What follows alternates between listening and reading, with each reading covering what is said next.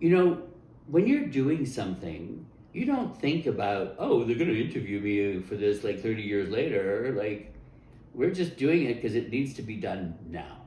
It's only after you realize the impact that it had, or the image that it projected, kind of thing. But at the time, it was just like, hey, yeah, we're having fun and we're together and we're dancing. And And we were just really happy, and we were nervous and happy. But nervous, like, okay, are we going to get a turnout?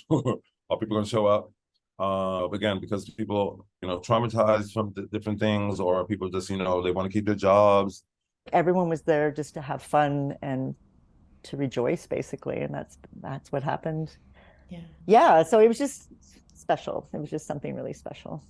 Beautiful. All these things that kind of coalesced together to do this final march that led to the march into Parc La Fontaine. I just remember like marching even, and just like, actually I have a photo right here I can show you. This was Alana, the girl that came to the UK with me.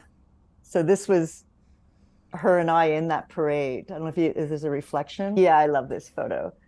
So yes, and I so just, yeah, it was just that, it was just like a really soothing kind of, and especially after everything, like it felt like we had come through, the community had come through, and then this was like the cherry on top, kind of thing, to be able to celebrate like that. And so really important. It had gotten into the mainstream. It was not just, the leather guys at 2 in the morning. It was a panorama of types of people that had friends, that had friends, that had friends. When that big party in the park happened and there were like all these artists there supporting us, it was such a show of solidarity and love. To contextualize this, no one wanted to be identified with queer issues back then. We had this band called Boot Sauce, which were a big band, a big rock band, alternative rock band at the time. And they couldn't even say that it was Boot Sauce that was going to be performing. They had to call themselves Toe Jam. They gave themselves a name, Toe Jam, because the record label didn't want them performing at the event, because like, why are you putting your name to that event? I don't talk in sound bites. When I do this for a living, right? So, good luck. La La La Human Steps was this iconic contemporary dance team by Edouard Locke and Louise Le Cavalier. And they had been touring with David Bowie, and they were like nothing in contemporary dance matched like the physicality and the hardcore punk elements of what they were doing, like flying into the air and carrying guys. And so it was kind of like an image that we thought, oh, this would be great.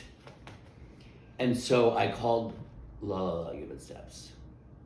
And like, it wasn't like today where you get an answer maybe immediately. Because the guy just get a text. And it was a cold call. We were just gonna cold call. And they said, sure, we'll be there. I was like, wow, okay, that was really easy. She shows up and it's like, oh my God, it's Louise Le Cavalier. The Louise. I remember filming Louise Le Cavalier dancing like in the dust.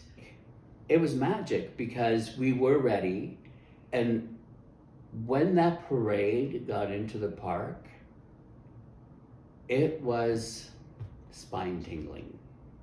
No, it was a turning point. It was like feeling emboldened, feeling like we belong, feeling like we have community, feeling like despite all the fights and all the arguments and all the testiness, and that we could come together in common cause.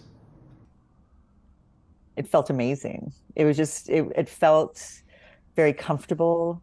you know, seeing just different people and old friends and all that, and like just yeah, it was nice. It was just Like it was like radical fairies, you know. It was just like all these people coming together and dancing and joyful and becoming political and raising their voices. It was stunning.